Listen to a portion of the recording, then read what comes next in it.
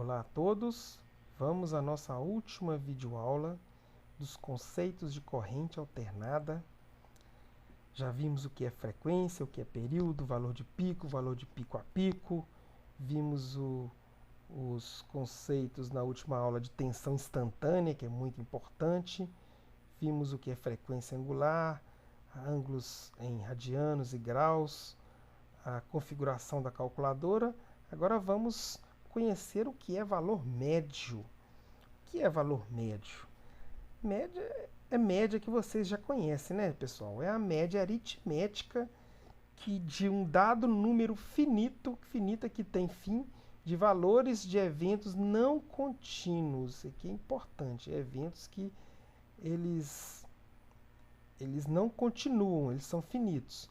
E a soma dos valores desses eventos dividido pelo número de eventos, ou seja, uma média aritmética. Aqui temos dois casos, ó. Temos aqui uma forma de onda bem irregular e ela possui um valor médio, uma média aritmética de 1,5. Por quê? Dá para ver claramente que na maioria do tempo ela está no semiciclo positivo.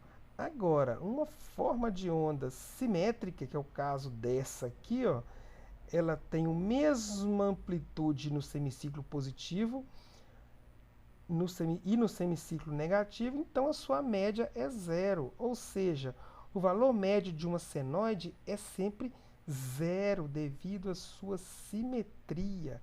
Aqui eu dei o exemplo de uma onda quadrada, mas se fosse uma senoide simétrica, você já sabe que o valor médio é zero. Isso aqui é muito pouco utilizado, tá? Neste caso, porque a tensão gerada em nossa rede, ela é simétrica. Vamos lá? Agora, esse conceito aqui, pessoal, é um dos mais importantes nos nossos estudos, um dos mais importantes, que é o valor eficaz.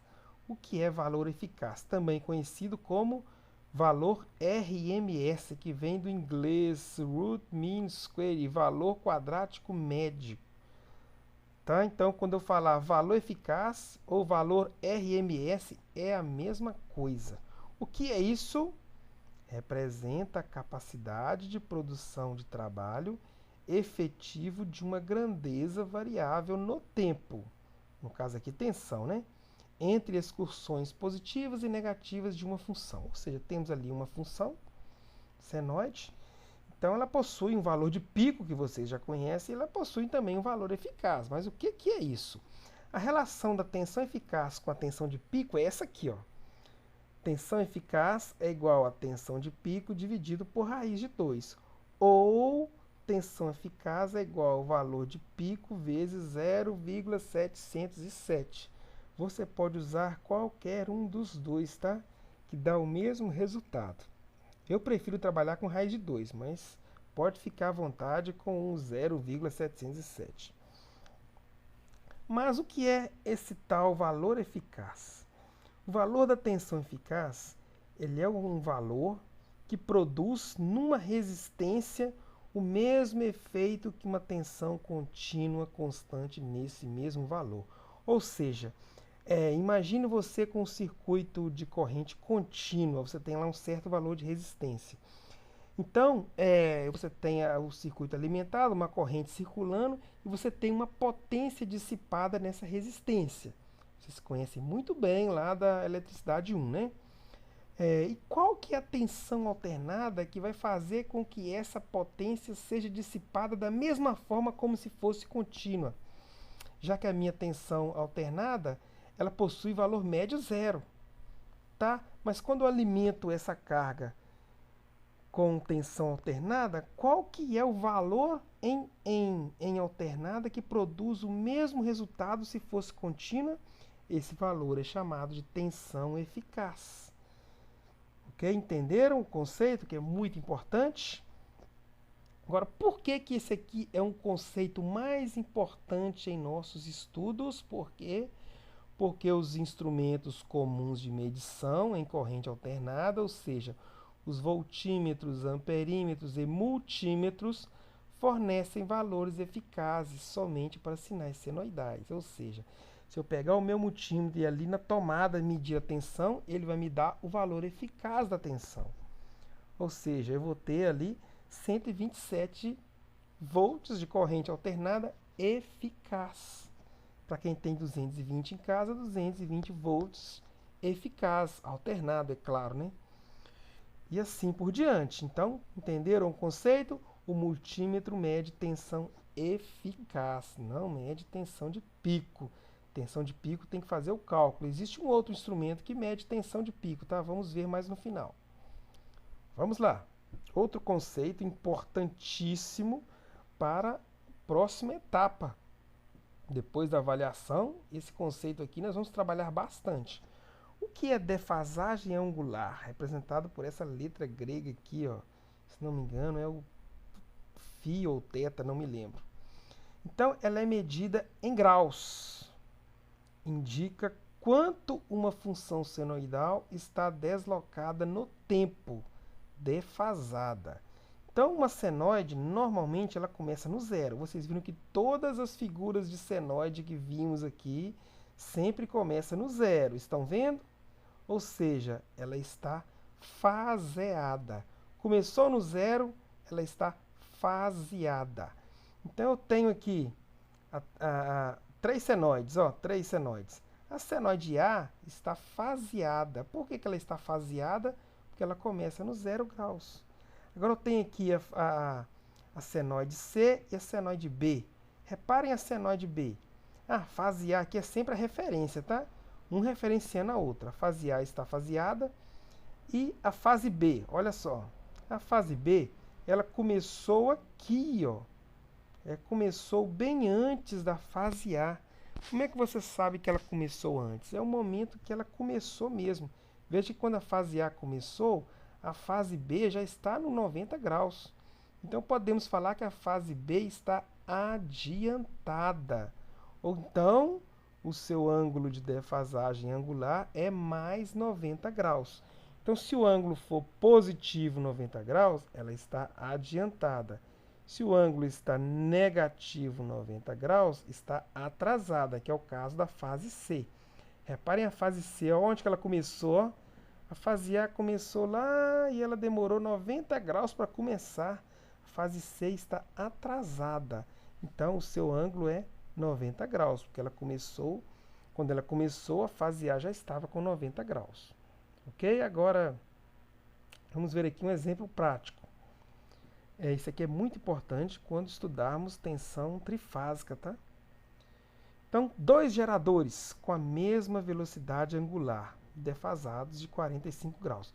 Pessoal, só existe defasagem angular quando nós temos duas senoides. Duas. Com uma só não existe defasagem, porque é relação entre as duas, entre as duas senoides. Então, podemos ver aqui, ó, dois geradores, ó, gerando na mesma amplitude, do mesmo jeitinho, mesma frequência, só que eles estão em posições diferentes. Então, vemos aqui que um dos geradores, ele está aqui no caso do gerador A, ele está faseado, e temos aqui o gerador B, ele está adiantado, né? Ele está adiantado 45 graus. Então, quando nós vemos aqui uma forma de onda começando depois do início do zero, falamos que ela está atrasada. Quando temos uma senoide, ela começando antes do início, antes do zero, falamos que ela está adiantada. Nós vamos trabalhar muito isso aqui na próxima etapa, tá? Mas é muito mesmo. Ok? Vamos conhecer agora esse equipamento aqui, o osciloscópio, que é um equipamento onde nós podemos ver formas de ondas. Nossa escola tem um equipamento desse e vamos fazer muitas práticas nele, hein? Então, ele possui uma tela padrão, onde tem escalas na vertical e na horizontal, e espaçadas de 1 centímetro. Então, aqui nós podemos medir a tensão, a amplitude, e aqui podemos medir o período. Então, o objetivo maior de um osciloscópio é você visualizar a forma de onda. Porque se você quer só medir a forma de onda, você usa um multímetro, concorda? Se você quer medir a frequência, utilize um multímetro que mede frequência. Hoje a maioria deles medem. Então, o objetivo maior do osciloscópio é visualizar a forma de onda. No caso aqui, o colega aqui está visualizando uma forma de onda perfeita, uma senoide perfeita. Vamos fazer muito disso no laboratório, tá? Vamos lá. Para finalizar, vamos aqui fazer um exemplo super prático de tudo que vimos até agora. Ó. Eu tenho aqui o multiteste, medindo a tensão na tomada, e nesse caso eu tenho 126 volts. 126 volts eficazes. E sabemos que a frequência da nossa rede é 60 Hz, né? Isso já sabemos. Vocês viram isso lá na parte de geração de energia. Tá, e qual que é o valor de pico que eu tenho aqui nessa tomada então? Então, fazendo o cálculo matemático que vocês viram lá na fórmula passada, né? Fazendo aqui um arranjo matemático, eu tenho a minha tensão eficaz dividido por 0,707, que vai dar 178,2. Então, neste caso aqui, que é o caso que temos também em nossa residência, temos um valor de pico de 78,2 volts. Qual é o valor de pico a pico? Nada mais é do que o dobro da minha tensão de pico, 356,4 volts. Tá, e qual que é o meu período? Se eu tenho a frequência, que é 60 Hz, o período é o inverso da frequência. 1 sobre 60, 16,6 milissegundos. O que significa isso? Significa que em nossa residência, um período dura 16,6, aliás, um ciclo, né? Um ciclo dura 16,6 milissegundos. Então, o tempo que a nossa senoide que temos em casa demora para sair do zero, ir do positivo máximo, ir no negativo máximo e voltar ao zero são 16,6 milissegundos. E para fechar, qual é a velocidade angular, hein? Formulazinha 2πf, que vai dar, na frequência de 60 Hz, 377 radianos por segundo. Ok? Até mais, pessoal.